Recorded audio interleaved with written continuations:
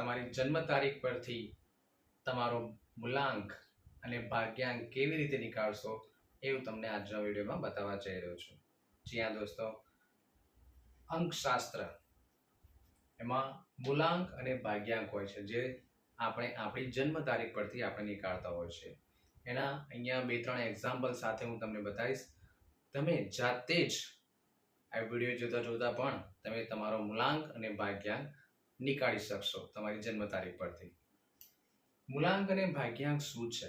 જો શોર્ટમાં કહું તો આ તમારો જે મૂલાંક છે, મૂળ અંક. મૂળ અંક એટલે જે અંક સાથે તમારો જન્મ થયો છે, એ તમારા સ્વભાવ, તમારા વિચારો, તમારા સંબંધો, તમારું સ્વાસ્થ્ય, આ બધું અહીંયા મૂલાંકથી જોવામાં આવે છે.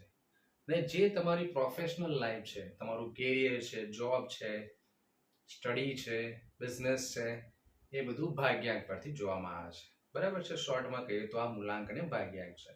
બરાબર છે? તો અહીંયા હું તમને લાઈવ દેખાડી રહ્યો છું કે કેવી રીતે જન્મ તારીખ પરથી મૂલાંક અને ભાગ્યાંક નીકળવામાં આવે છે. તો અહીંયા આપણે એક બર્થડે લઈશું.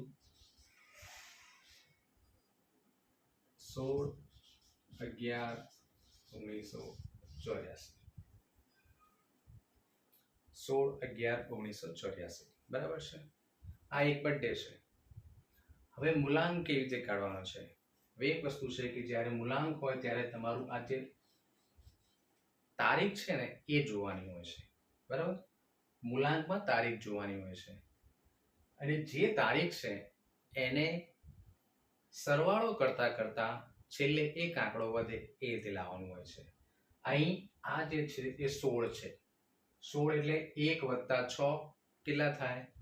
7. 1 + 6 શું થશે? 7.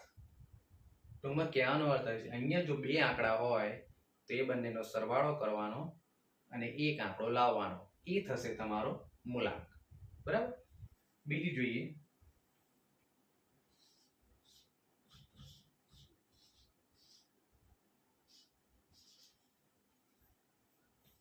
2/10/2014. હવે અહીંયા એક જ આંકડો છે, અહીંયા એક જ આંકડો છે ને, તો અહીં આપણે એનો મૂલાંક જે છે એ જ લખવાનો છે, એટલે કે 2. ઓકે? બીજી એક તારીખ લઈએ, જેમ કે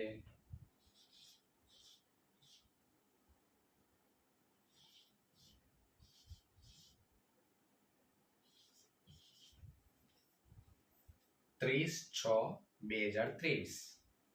હવે અહીંયા બે આંકડા થઈ ગયા, પણ બે આંકડામાં મેં તમને શું કીધું? બંનેનો સરવાળો. 3 + 0 કેટલા થાય? 3 જ થાય.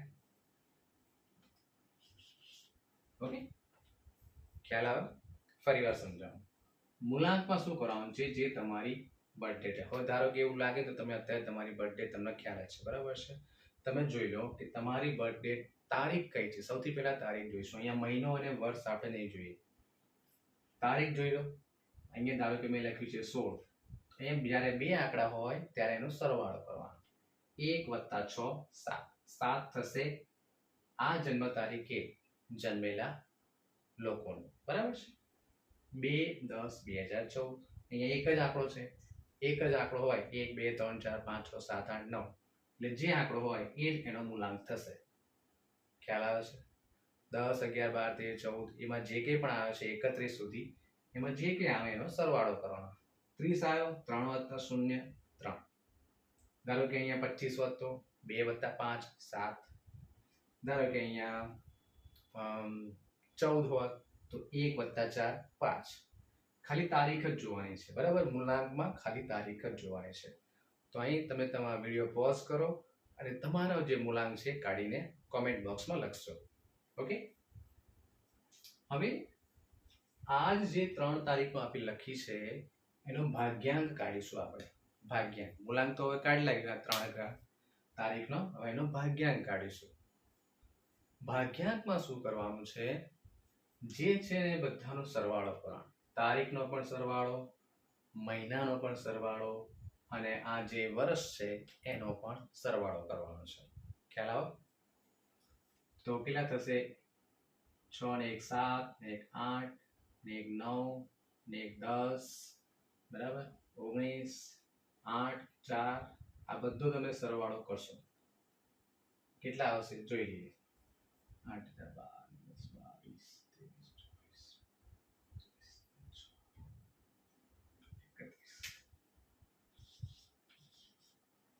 31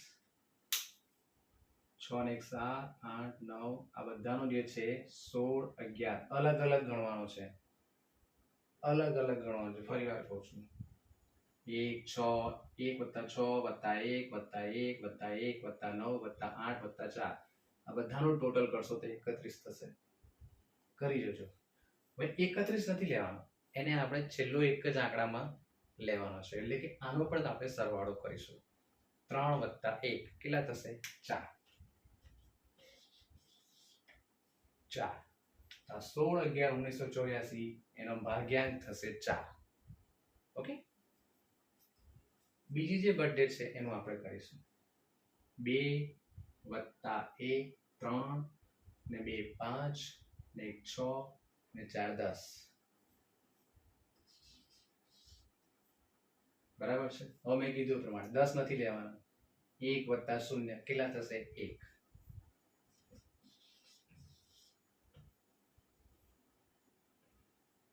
બરાબર હવે આનો કરીશું 3 + 6 9 ને 2 11 ને 2 13 ને 3 16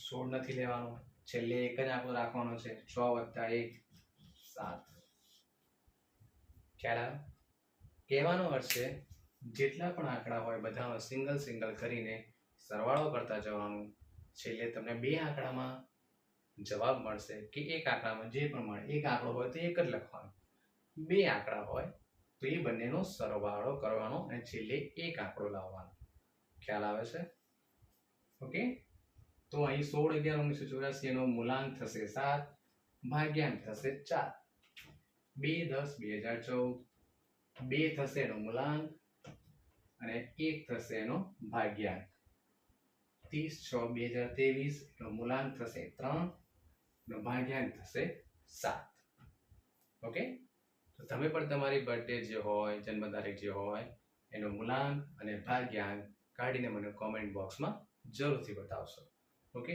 ઈઝી છે સિમ્પલ કહી દઉં મૂલાંક એટલે તમારી જે જન્મ તારીખ હોય બરાબર છે એ લખવાની છે સિંગલ આંકડામાં હોય તો જે છે એ જ લખવાનું બે આંકડા હોય તો એનો સરવાળો કરવાનો અને છેલ્લે એક આંકડો લેવાનો ભાગ્યાંક એટલે ટોટલ કરવાનું બધાનો સરવાળો કરવાનો 1 + 6 + 1 + 1 + 1 + 9 + 8 + 4 2 + 1 + 0 + 2 + 0 + 1 + 4 3 + 0 + 6 + 2 + 0 + 2 + 3 ટોટલ કરવાનું જે ડબલ આંકડા આવે એનો પણ ટોટલ કરવાનો સરવાળો કરવાનો અને છેલ્લે એક આંકડો લાવવાનો બરાબર છે આનો 7 મૂલાંક આનો 4 આનો 2 આનો 1 આનો 3 મૂલાંક આનો 7 ભાગ્યાંક ખ્યાલ આવી ગયો તો તમારી બર્થડેનો મૂલાંક અને ભાગ્યાંક લખીને મુझे કોમેન્ટ બોક્સમાં જરૂરથી બતાવજો આ જ રીતે અંકશાસ્ત્રના ઘણા બધા વિડીયો મારી યુટ્યુબ ચેનલ પર ધીરે ધીરે આવી રહ્યા છે